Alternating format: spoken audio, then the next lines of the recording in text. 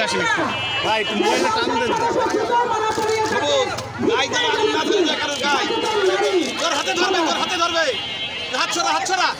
কিভাবে সংসদ সদস্য হিসেবে থাকতে চাই আমরা দেখতে চাই। আমরা এই সরকারের কাছে দাবি, নজরুল ইসলাম, আমরা এই সরকারের কাছে দাবি করছি যেন তার সংসদ সদস্য পদ বাতিল হোক এবং তারা বাংলাদেশ থেকে বয়কট করা হোক।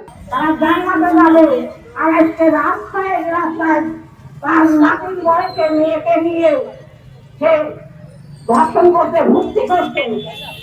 এটা কি আসলে ঠিক? জামাত ইসলামের এই নেতাদের জামাত ইসলাম, এই জামাত ইসলাম ও নজরুল ইসলাম আন্দোলন ঘৃণা হচ্ছে। কিন্তু ওনাকে সংসদ থেকে বয়কট করতে হবে এবং বাংলাদেশ অবধি বলেছে তার এই দেশ থেকে বয়কট করতে হবে।